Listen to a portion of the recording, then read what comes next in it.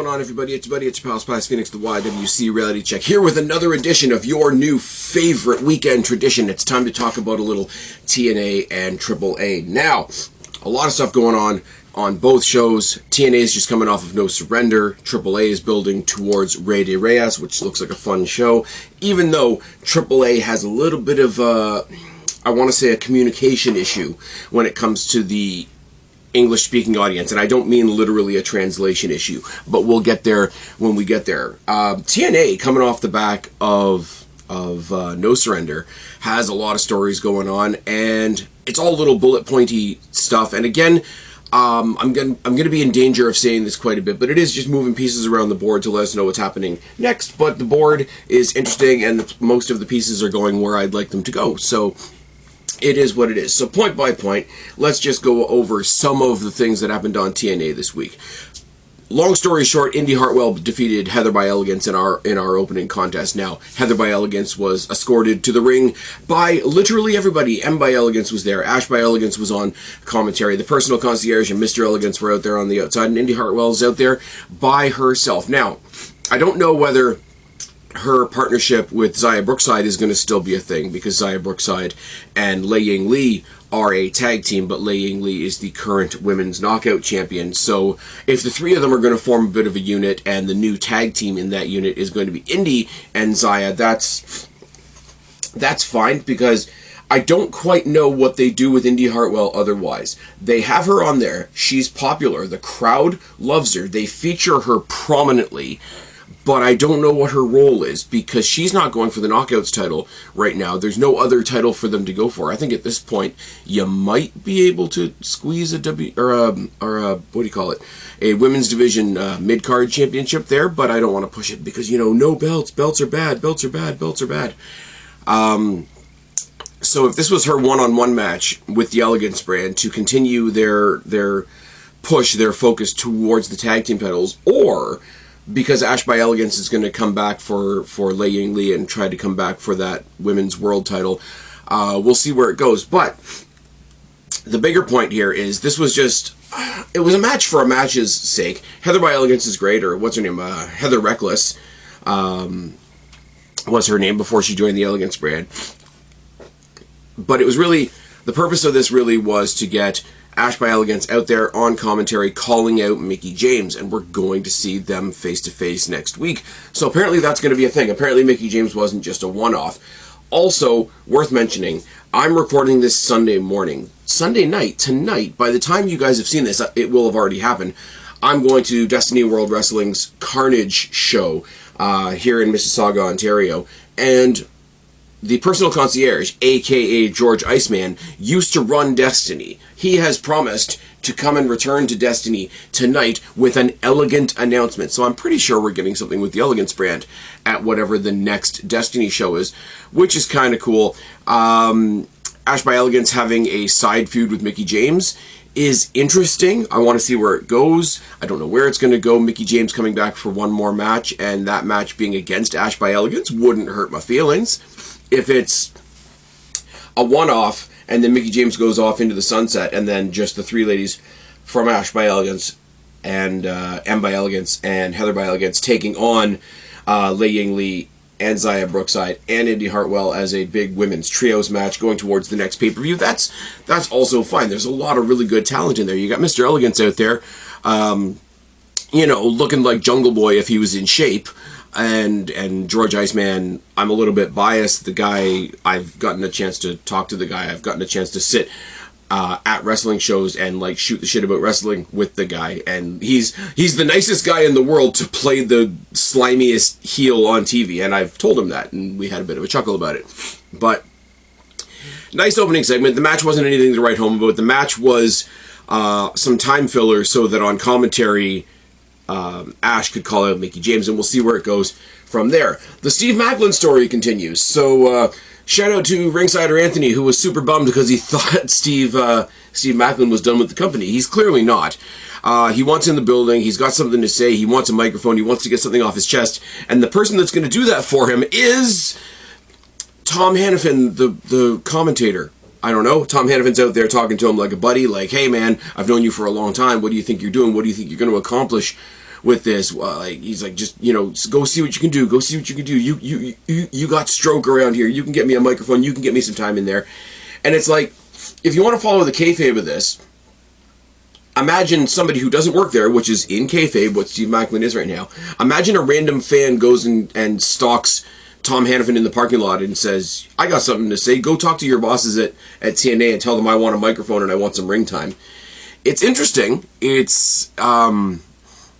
shows the wrestlers don't just live for 2 hours that we see them on TV every week. Like, they do have friendships backstage. They do have relationships backstage. And if in real life he's buddies with Tom Hannafin, that's kind of a cool thing. It makes the characters a little bit more 3D. It gives Tom Hannafin something to do, who's great on commentary, by the way, but, you know, obviously he's not a wrestler. Now, come back from commercial break, and you got Mike Santana out there shooting the shit, talking about Steve Maclin and what happened at the pay-per-view and how he got pulled away from his partner because Steve Maclin decided to jump him, and he says, you know, you've known me for a long time, I've known you for a long time, you know, I'd love to get my hands on you, rah. And then he sort of switches gears, and he's like, okay, let me get that out of the way, let's turn the page, let's talk about Leon Slater. And for a split second I thought he was going to, like, either call Leon Slater out or just tell him, like, hey kid, you're a good partner, you're a good wrestler, obviously you're the future of the company, etc. Why don't we have a match? But instead he calls him out, and he reveals that before the tag match, they had sort of a heart-to-heart, face-to-face in the background, because the entire selling point of that tag team match at No Surrender was both of their opponents had a way of getting a title shot at Mike Santana, but so did his partner. So the idea being, or the narrative going into it, was potentially Mike Santana has no friends, even though it's a tag match.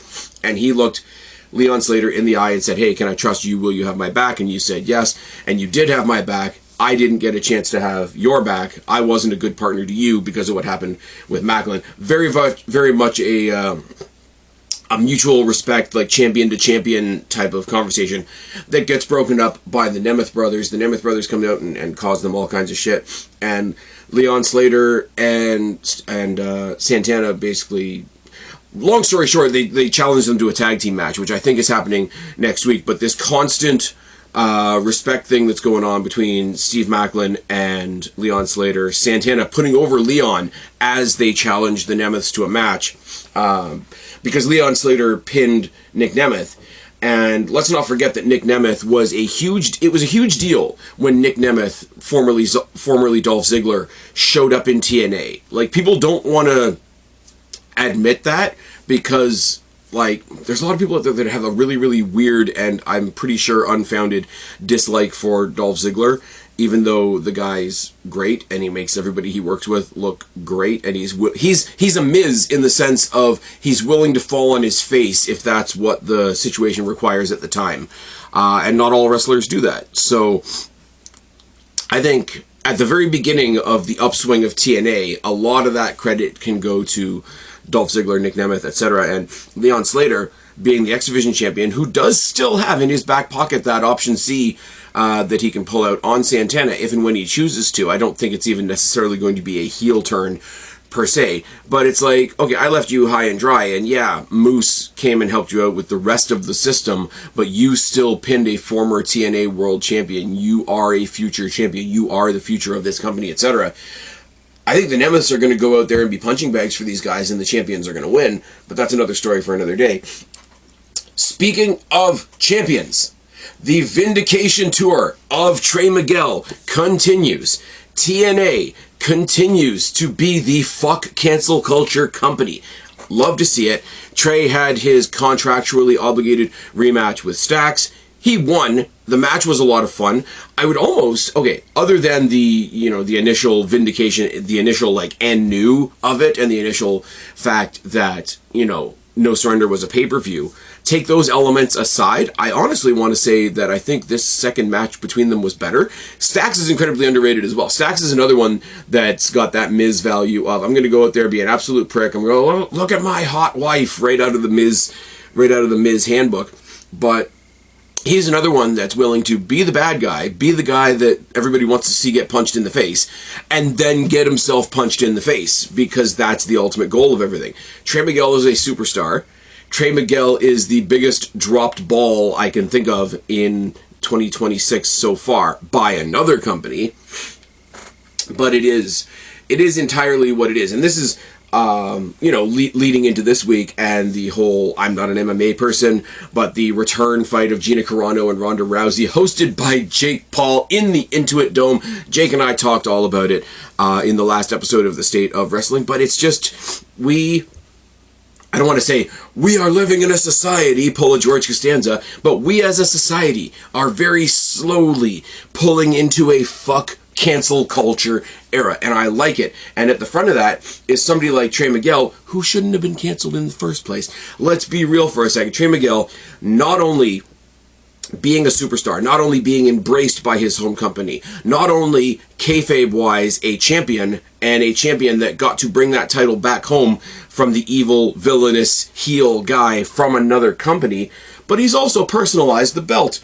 I've said, since they introduced the International Championship, I don't know how I feel about the baby blue strap, the baby blue strap of the title. I don't know why I'm struggling over that word.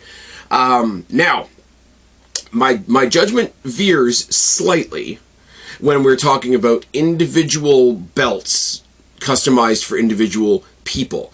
The North American Championship in NXT, right now held by Ethan Page, is not the belt. It's his rendition of the belt. That's why his sort of weird stretched out Canadian flag strap makes sense. Now, the belt that Trey Miguel brought out on Thursday is not going to be the belt going forward, but it suits him. It's the same plates, except for the blue on the plates have been replaced color-wise as well. And it's on a bright neon green strap.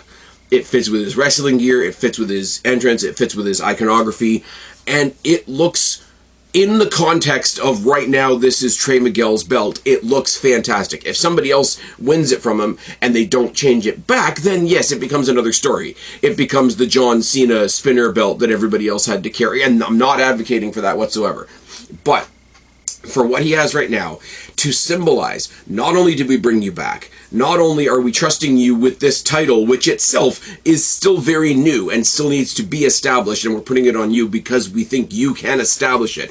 Not only in kayfabe are we scripting you as the guy that crossed the line and fought an NXT guy to bring one of our titles back, we've already solidified that belt as being yours because we've made it for you. Love everything that's happening with Trey Miguel. And if that's not enough, as I say, by the time you guys hear this, the show that I'm going to tonight will be over. But the show I'm going to tonight is also featuring Trey Miguel in a interim Destiny World Wrestling New Era Championship match. Now, for some context, before the New Era Championship in Destiny Wrestling, there was the Next Gen Champion. And the inaugural Next Generation Championship was won in New York, so I wasn't there, but it was won by Trey Miguel. When they came back up here to Mississauga, I saw him presented with the belt, and it was the first time I'd ever seen Trey Miguel wrestle. Now, they got rid of the Next Gen Championship, I think a year or so ago, and introduced a new mid-card championship, which is the Destiny World Wrestling New Era Champion. The current reigning and not so much defending New Era Champion is the injured Casey Navarro. So they're having an interim New Era Championship in the meantime with Trey Miguel, a fellow by the name of Jax Williams, and a third competitor to be announced. Now, do I want to see Trey Miguel? I like Jax Williams as well. I've only seen him once or twice, but, the guy's pretty fun to watch. Am I pulling for Trey Miguel because I like him as a wrestler? Yes. Am I pulling him for Trey Miguel because he got fucked over by the Mud Show? Also, yes. Do I want to know who the third competitor is? Also, yes. But, interesting to note, in amongst all the rest of this, when they first announced the Carnage show last year, one of the selling points was that the Rascals, all of them, were going to be part of Carnage. I don't know what combination it was going to be, but two more of the Rascals were supposed to fight for the Destiny Tag Team Championships, and I don't know what the fourth one was going to do. It was never announced. The only one that hasn't been pulled from this show on this date, on February 22nd, as I'm going to the show this evening, the only one that has not been pulled from the show is Trey Miguel. Trey Miguel works for TNA. The rest of them work for AEW. Hey, Tony Khan, go fuck yourself. Oh, yes. So, yeah. So by the end of tonight, I'm hoping to come back and report to you guys that Trey Miguel is fucking Trey Two Belts. But right now, he's the international champion. He's got his own green belt. They're putting him on the platform that he deserves. And the rest of the rascals are being used as cannon fodder for the Young Bucks, as was predicted, as was foretold. Now, speaking of people getting in title situations, we've got Jody Threat, who's the new #1 contender for the Women's Knockouts Championship. She's eventually going to face Lei Ying Lee, and I think that match is going to be fantastic. Jody Threat is another one that I wish she was featured more in TNA. I've seen her a lot at Destiny. She's a lot of fun. She brings a really weird sort of chaotic energy to everything. But in the Battle Royal, again, going back to the TNA's, the fuck cancel culture company, they purposely told us, hey, Tessa Blanchard just won the Battle Royal. She's going to be actually featured prominently on AMC, which people were hoping wasn't going to happen, but it's going to happen because fuck cancel culture. But it turned out that Jody Threat had been thrown out, but hooked her feet on the bottom rope, pulled herself back in, tossed out Tessa Blanchard. Tessa Blanchard versus Jody Threat beat 10 bells out of each other before Mila Moore and Victoria Crawford came in, caused the disqualification, caused a 3-on-1 beatdown, and a save was made by Harley Hudson and Myla Grace. Now, Hudson and Grace are sort of the two of the newest women to the division. And they're sort of riding they're in between two vibes. They're, on the one side, they've got a little bit of that Hugger Bailey, just happy to be here vibe, but they're also out there just as much being like, no, we're not just happy to be here, we'll also, like, we'll fucking scrap.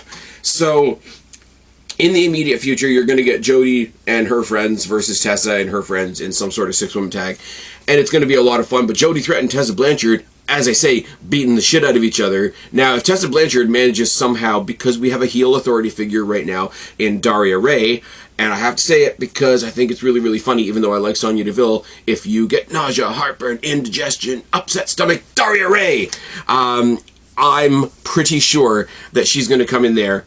And whenever Jody's supposed to get her shot at Lei Ying Lee, I think she's going to make that a triple threat match in some way, shape, or form. And it's not going to really need much explanation because she's the heel authority figure and she's going to side with the heels. She sides with Cora Jade. She sides with Frankie Kazarian, etc., etc., etc. It's fine. Don't worry about it. Now, speaking of stories starting, finishing, ending, whatever, new people that are getting big pushes, BDE has now found himself under the wing, under the learning tree of Rich Swann. Now that Rich Swann has finished up his business with First Class and AJ Francis, they are a new sort of burgeoning tag team, and they had a great match this past week against Sinner and Saint. Sinner and Saint, you didn't know really what was going to happen with them because they're not exactly with Eric Young anymore, or are they? Because Eric Young has this sort of burgeoning feud going on with BDE. Dropped him on his fucking dome a couple weeks ago, and it was nasty. Rich Swann, as I say, babyface, pulling away from the First Class stuff, needed something else to do. BDE, I want to see him in the X Division Championship picture eventually, and I think him having a feud with Eric Young, who has a pending X Division Championship shot, is interesting.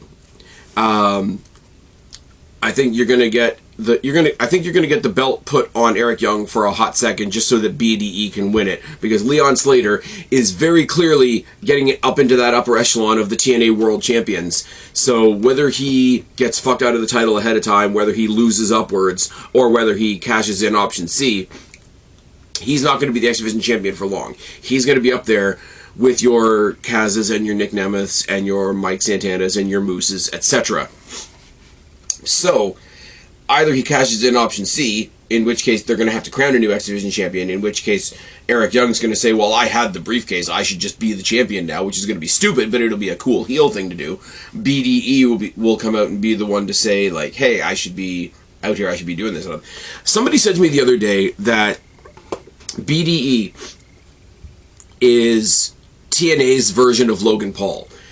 And I love and hate that comparison because a lot of hate goes towards Logan Paul. A lot of like, oh, he's just a YouTuber. He's not really a very good wrestler. When he is, You just don't like him because of other things. So I don't know how closely you want to compare BDE to Logan Paul, but it seems like they're putting him in situations, they're teaming him with people that people like, they're putting him up against people that are really invested and really like Eric Young. They're positioning him for something. And I'm pretty sure it's the X Division, but there's no clear thing there. Sinner and Saint are a great tag team. I thought with the old ties to Eric Young that they might just fuck him up and we might find out that this cleanse that Eric Young has been talking about would be him reuniting with Sinner and Saint. But Sinner and Saint get the win. I think BDE actually took the L. But there was a really cool four-way handshake sign of respect between all of them as just like, hey, we're four great wrestlers that just had a great match, which was also good to see because you can have that. If I can quote our buddy Nick from the Wrestling for Life Network, you can have that. That ain't what I'm mad at. Yeah, I should never do that again. That's his thing, isn't it? Another women's segment, not a match, but a segment. Elena Black was announced from the beginning of the day that she's going to come out. She's got something to say. She should have won the Battle Royal. It should have been her. It should have been her time. You know, she should be fighting for the Women's Championship right now. All the things you would say, not only as a heel, but as a heel that came in kayfabe at the request of the new heel authority figure. Blames Mara Sade for the fact that she didn't win. Mara Sade is ridiculously over. Holy shit. I mean, it didn't hurt her at all teaming up with the Hardy Boys for a while, but she's just, like, she just comes in and the crowd cheers and she doesn't have to say anything. She just has to let the crowd do their thing and smile. They touched really heavily on the fact that Elena Black, Mara Sade, or Jakara Jackson and Cora Jade have a history. They both came from the same place. This is kind of interesting considering they work with NXT, but, like, we both came from the same place and we're both not there anymore, and they weren't shading NXT, but it's like, you know, we're here now, like, happy to be in TNA. They're going to have a great match that I think is going to surprise a lot of people. Happy for all the success that Mara Sade has had. Elena Black's a weird one because I was super bummed when she got, I don't know, was she let go, released? Did she ask for her release? Did she leave? Whatever. All the back and forth over how she left NXT/WWE, and then she went off and did OnlyFans for a hot minute, and I'm still going to stick to, like, you know what? OnlyFans is a thing that's out there. If you're a hottie and you're going to make some money, go grab the fucking bag. And if you're upset about her having an OnlyFans, there's a very easy solution. Don't subscribe to her OnlyFans. It is what it is. I don't get it.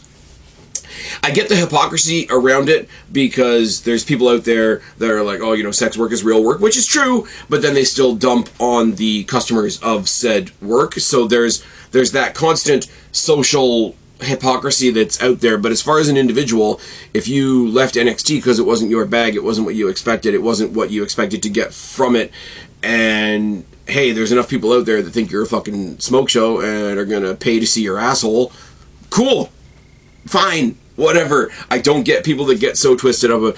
It's one of those things of, like, people it's a very, very different comparison, but people make fun of flat earthers. Okay, is the earth flat? No. Also, somebody thinking that the earth is flat hurts me zero. I don't understand the hate of it. I don't understand the hate for flat earthers. I don't understand the hate for hot chicks that want to go do OnlyFans. It's fine. WWE superstars used to do Playboy. Shawn Michaels was in Playgirl, in that pose that we've all seen at least once that's been mimicked by literally everybody. This is not new. Just say you don't like Cora Jade, that's fine, but don't pretend you have, like, some weird moral high ground about it. And on the other side of the coin, she spoke out about how some fans have treated her, which rubbed a lot of people the wrong way, and she spoke out about mental health, which rubbed a lot of people the wrong way, which is strange. You don't get to dictate other people's mental health journeys, and I'm not going to get on a big pulpit about that. I don't have enough experience in that field to get on a big pulpit about that, but just, you know what, if people want to tell a story about when they were not doing so great, it's not for you to say that they are you know, exaggerating or whatever the case may be. Speaking of exaggerations, that's not really a transition that works. The guitar case casket match between Elijah and Mustafa Ali was a lot of fun. It was a plunder brawl. The guitar case didn't really look like a guitar case. It looked like a casket that had been shaped into a guitar case. You had Elijah and all of the musical instruments on the outside. You got the speaker boxes and the drum kits and everything that you would get. It reminded me of that one brawl that Braun Strowman had where he tried to play the what was it, the cello, and all the strings broke, and he was only handling the big cello because he was big. But I want to say, sorry, tripping on my words once again, I want to say, silly gimmicks aside, these guys still beat the hell out of each other. Mustafa Ali's great. People love Elijah in TNA. The dude is fucking jacked and stacked, so good for him on that one. I want to send a quick shout out as well to Tasha Steeles, who not only took the Highwayman's Farewell is Elijah's version of the Tombstone, but when Mustafa Ali went to hit him in the back with the guitar, like he had done a couple of weeks ago, he turned around so that when Ali swung the guitar, he hit his own teammate, Tasha Steeles, in the back. So she took a guitar shot to the back and a tombstone pile driver, and all for naught because them and the Great Hands and Agent Zero all got their asses handed to them. Elijah tossed Mustafa Ali into the casket, but first of all, they had opened the casket and laid a door over the casket, and very clearly a fake door because he chucked it away and it blew away. But he put him into the casket through the door, closed the lid, stood on the casket for an uncomfortable amount of time singing his own song as the crowd cheered to end the show. But again, it's one of those like chapters opening, chapters closing, etc. I think you could say that's the theme of this TNA. We thought the Macklin chapter was over, but it's not because he's working his way back in. Trey Miguel, his vindication has just begun. Jody Threat as a women's world title contender has just begun. Rich Swann and his stuff with First Class has just ended, and he's starting this new partnership with BDE. We've got a brand new feud with Mara Sade and Elena Black, and we just closed the door on the feud between Elijah and Mustafa Ali. Really, really, the more I look back at it, the more I just look at the notes that are in front of me right now. Pretty jacked and stacked episode of TNA, to their credit. Now, switching gears, as Michael Cole says, and a lot of people make fun of him for no reason, an interestingly stacked episode of AAA as well. Now, this is where I say there's a bit of a communication issue, because the way that WWE is letting, I don't know what they do on the AAA website. I don't read the AAA website because I don't speak Spanish, surprisingly enough. But the way they list it on the WWE website, they had it listed as El Hijo de Dr. Wagner Jr. is going to have an exhibition title defense of his AAA Latin American Championship against Balsagor. And we'll get to Balsagor in a second. But when he came out, he announced that he was having an open challenge. So, interestingly enough. Now, we know that he's already set to defend his championship against Santos Escobar at the Rey de Reyes pay-per-view, but he comes out, open challenge, and tries to call out Santos Escobar. Instead, it gets announced by Balsagor, and the best way I can describe Balsagor to you, if you didn't watch the episode, which you should watch the episode, they're a lot of fun, is imagine the Beast Mortos, aka Black Taurus, if he was a goat instead of a bull. It's fun. He kind of looks like a bull, he kind of looks like a goat / kind of looks like the devil. Now, side note, the other thing I did this past weekend was go see the movie Psycho Killer, which had a lot of goat imagery in it because it's very, very, very satanic and culty. It's a very strange movie. The first half of it is like scary in the sense of human beings are terrible. The second half of it is kind of an action movie and almost veers into parody at the end. Overall, very, very cool. My theater here in Mississauga is under construction right now, so making your way into the theater itself was more like walking through the tented house from E.T., but that's neither here nor there. Go see Psycho Killer, really, really good. Going back to the match, Balsagor, really, really good, kind of looked like the devil, kind of looked like a goat. I think it feels like this match went about 3 minutes. Dr. Wagner Jr. disposed of him relatively quickly, calls out Santos yet again, gets a response from Santos on the Tron. Oh, sorry, I should say, when he calls out Santos, I know you're in the building here tonight, and if we're going to fight, why don't we fight right now? You get a response from Santos instead on the Tron, meaning, via satellite, the old rock via satellite thing, and he says, we're going to do it on my time, we're going to do it when I say we do it, whatever the case may be. So there's the tease of a conflict, and immediately it's dispelled with the idea that, no, he's not actually here tonight. Now, That's revealed to be false when later on in the night he's walking through the back doing a sort of a backstage walk and talk. Santos, I want to get my hands on you. I heard what you had to say, but I want to get my hands on you anytime, anywhere. Santos is in the building, jumps him in the parking lot, very NXT, and it basically tells him, be careful what you wish for, and pops off on his motorbike.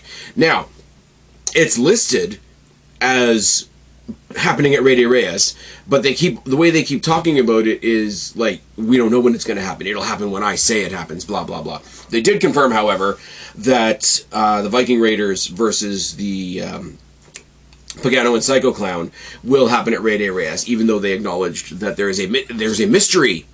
There are mysteries on all brands of WWE right now, but the mystery in AAA is who's taking out the clowns.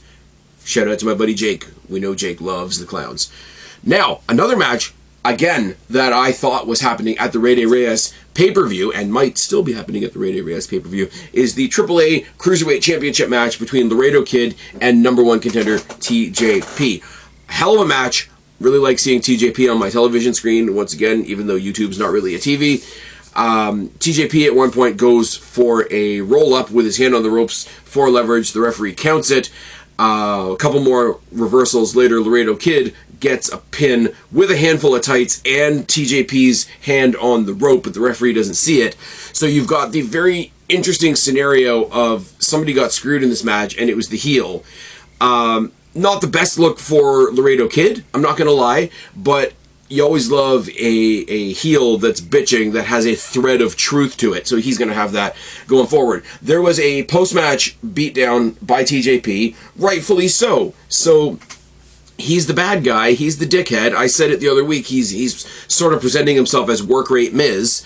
But it ends off with, he tries to walk away with the title, first of all. Gorgeous belt, the AAA Cruiserweight Championship belt, by the way. But he kicks off the top portion of the steps, lays out the belt on the bottom corner of the steps, lays out Laredo Kid, and does what I can only describe as a surfboard curb stomp. He grapevines the legs, picks up the head like he's doing a full surfboard instead.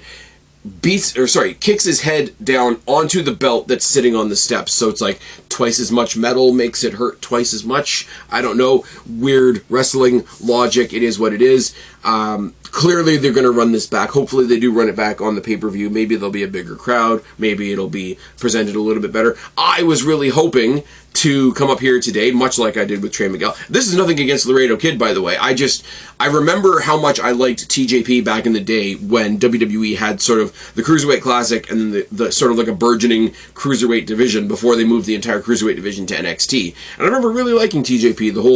The whole video game gimmick was sort of aesthetically pleasing, a little bit different. The music was different, the way he presented himself. Not like, so many wrestlers are like, oh, why are you just trying to go out there and be a superhero? No, he's trying to go out there and be a video game character. Like, does that not put him in the same echelon as your Xavier Woods and your Kenny Omegas? Kenny Omega versus TJP. Kenny Omega Man versus TJP. I think his Twitter was even like Mega TJP at one point, so... In another world, in another realm, we've got Kenny Omega versus TJP for the AAA Cruiserweight Championship. Don't worry about it; it's fine. I'm sure they'll run it back. Now, the next match was one with a lot of AAA history that I wasn't aware of because I wasn't watching AAA until WWE picked them up. I'm very honest about that. But they tried to go through it, and it's Abismo Negro Jr. taking on El Fiscal. Now, the best I can understand by the way they tried to lay out this story, because a lot of it was in subtitles and all that, was the original Abismo Negro is El Fiscal's father, but Abismo Negro Jr. is not related to them at all, but stole his dad's name, and they don't like each other. And in the video package, there was them fighting with fire in a cage and some other things. I won't claim to 100% know what the story is. If somebody wants to fill me in down in the box below, I know a couple of people have filled me in on a couple of other things as we go. I know somebody, I'm going to forget your name as well, came in to give me a little bit more context on the Alberto Del Rio Vikingo feud that I wasn't aware of. So anybody else that wants to get in my comment section and give me a more contextual breakdown of what the Abismo Negro El Fiscal feud is, cool. Fill me in. I would love to know. I have no problem you know, admitting where there are gaps in my knowledge, gaps in my game, etc. But it must be a hell of a feud, because they didn't even start the match. They brawled on the outside. They brawled around the commentary table. It was thrown out pretty damn quickly. It was another one like the TJP scenario, where it's like they did a brawl now because they're going to have another brawl later. They made the announcements for next week. The next qualifying match for the Rey de Reyes tournament is interesting, because it's El Hijo de Dr. Wagner Jr. versus Omos versus Pimpinella Escarlata versus Ethan Page. Now, interesting on a lot of levels, because Omos is in the group with Vikingo. So you want, was it the El Ojo? So both members of El Ojo are going to go into the Rey de Reyes pay-per-view, and Vikingo wants to be the champion and Omos wants to be the challenger. That really doesn't work out. Pimpinella Escarlata, I got nothing. I really don't. Wagner Jr. and Ethan Page have a history of fighting over each other's belts, but I'm pretty damn sure what we're going to see is Santos Escobar coming and costing Wagner Jr. I wouldn't mind Ethan Page being in the match. Right now, it would be, if he wins, it'll be Ethan Page versus Chad Gable. Let's just say Chad Gable, fuck it. Versus La Parka. Ethan Page winning the sword because there's a sword, and bringing the sword back to NXT is something that they could definitely play with. Ethan Page versus Dominic Mysterio creates all kinds of storytelling, character opportunities, etc. And also next week we're getting Dragon Lee versus Jack Cartwheel. Now Jack Cartwheel, I totally forgot, is an Evolve roster member, but they're doing a decent job of featuring him on AAA as well. Dragon Lee versus Jack Cartwheel is going to be exactly what it sounds like. They're going to be jumping all over the ring, and then one of them's going to win. Obviously, because that's how wrestling works. Now, the contract signing. Now, I love people pretending that, oh, WWE just bought AAA, and you know they're gonna sports entertainment all over it. They're doing a contract signing. Every company does a contract signing. Remember when who was it? It was Cody Rhodes and the boxer guy from the UK, and they were about to have a match, and they did the fake weigh-in with the scale and everything. And, like, everybody has their version of a contract signing, but whatever, it is what it is. Dom gets introduced down. He's over as shit. He's a babyface. This is why I'm saying you need to have a heel win the Rey de Reyes tournament, because he's a babyface as fuck. They come in, they talk to each other, they talk about like who's really brought AAA to where it is right now. They want so many different stipulations on this match. First of all, it's no disqualification. Second of all, if Vikingo loses, he can't fight for the belt as long as Dominic has it. If Dom loses, he must leave the AAA brand. Now that kind of, if we didn't already have a forecast, that pretty much forecasts who's going to win that match, I think. But 2 weeks ago when they said, hey, in 2 weeks we're going to have a contract signing, they both kind of teased a hair versus hair thing as well. So if you do hair versus hair, also for the belt, also no disqualification, also Vikingo can't fight for the title as long as Dom has it, or Dom has to leave the brand. There's a stack of stipulations on this match. They are hinging this pay-per-view on the back of Dominic Mysterio. And it's another one of those, somebody I like is getting the flowers that he deserves. Not necessarily in the way that he wants, or not necessarily in the way that I would have predicted 2 years ago, you know, when AAA wasn't a thing on my radar. But it's very much, I always use the example of Corey Graves. Corey Graves is a great commentator, and as soon as they picked up AAA and decided that they need an English language commentator, they sort of gave it to Corey Graves. Now, they gave him JBL and Rey Mysterio as well, but they sort of said, here's our brand new thing. We think you'll do good with our brand new thing. Very much Trey Miguel with the International Championship that's now green.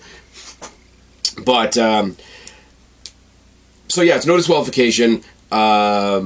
He sort of steps up to Dom. Dom's out there by himself. There's no Liv, there's no Judgment Day. But it's him and Omos sort of stepping up to Dom. Oh, you don't know what you've done. You're such an idiot. Rah, rah, rah. And they throw to a video. Like, Vikingo throws to a video package of Vikingo in a hospital beating the shit out of Mini Vikingo. And Dom even says, you know, like, he's not exactly a good guy, so he's not coming to the defense of Mini Vikingo, but he does sort of smirk and laugh at him and say, congratulations, you beat up a 12-year-old.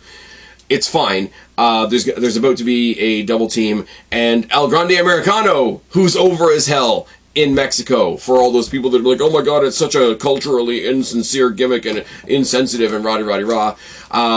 The Ludwig Kaiser iteration of El Grande Americano comes out to make the save, because they're going to recreate the Los Gringos Locos 2.0 that broke up a couple of weeks ago, which is fine, until he's attacked.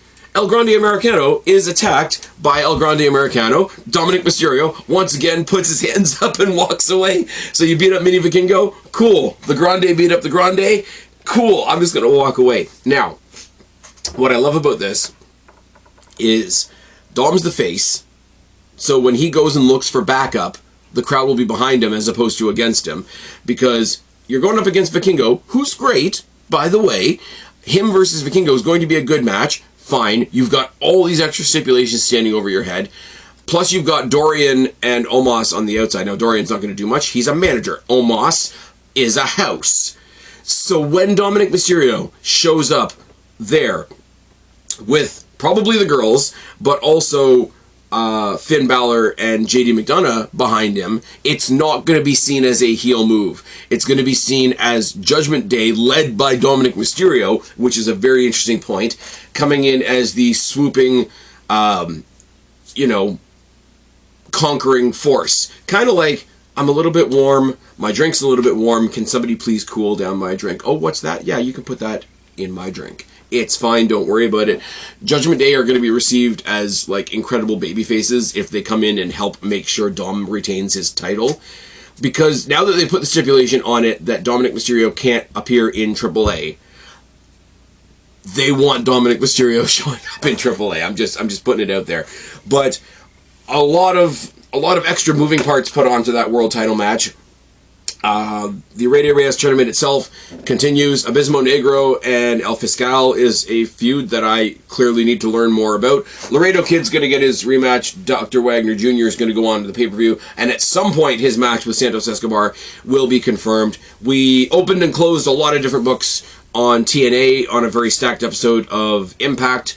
And AAA was a lot of fun, as it usually is. We didn't kill any clowns this week, but maybe we'll kill 2 next week. That's all I gotta say. And I don't know when this is going up, so whenever this is going up, I'll probably be talking to you in the chat, and I'll hopefully be filling you in on the Personal Concierge's elegant announcement, as well as I'll hopefully be coming to announce to you that we got Trey Miguel 2 belts. I've been Spaz, your YWC Reality Check. Subscribe up there, talk down there, start a conversation. Keep all these conversations going. Don't be a stranger. I'll talk to each and every last one of you later, but for right now, I am tagging out. Bye, guys.